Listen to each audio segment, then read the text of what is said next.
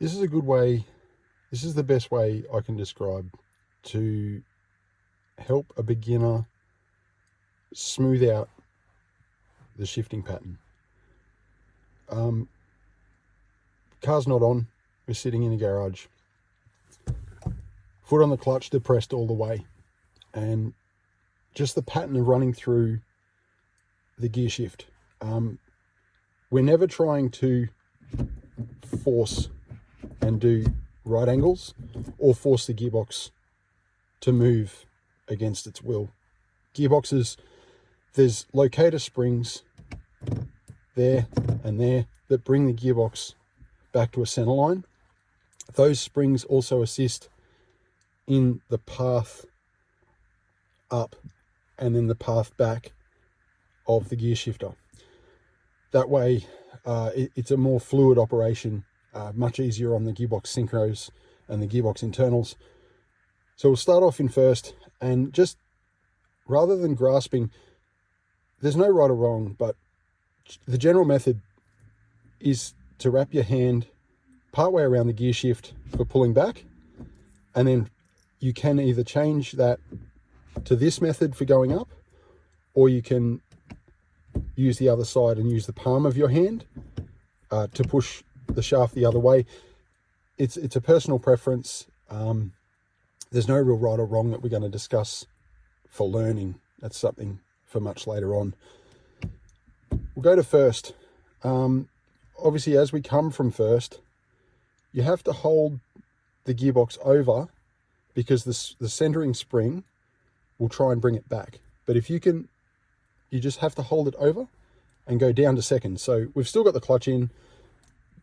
This is for the exercise of the shifting pattern only, not discussing the clutch or the revs in which we change. So from there, I can basically just use my thumb if I wish. Personal preference for me is I'll go hands this way for first to second, but either way, it's just back through at about that pace. So not too fast. You'll feel it come out and then in. It's selected the second gear, clutch off, ready to go. Fluid shifting from second gear to third gear. We never want to be tight on the gear. We don't need to be tight at all on the gear knob. We're not trying to force it over like that. This shifting up, it can do this by itself just with finger touch. So the springs will take it in this direction from second to third. You can basically do it with just light touch like this. Over it goes and up slowly. The spring is what's assisting that, and obviously you're only really transitioning it forward to go second gear to third gear. Obviously depressed clutch during that whole time, and just while we're doing this exercise, I haven't released the clutch once. We don't want to shift the car. We don't want to shift the gearbox with the clutch activated. Fourth gear from third, very simple, which I can do this with two fingers, back into the next gear. It's not, we never sort of pull back through like that.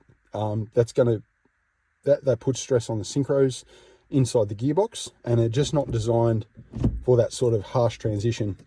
So we'll go back to first again, patterning to fourth, light tension this way, pull back through. So we're always going out of gear, into gear. Next one, we can do again, fingers, over, up.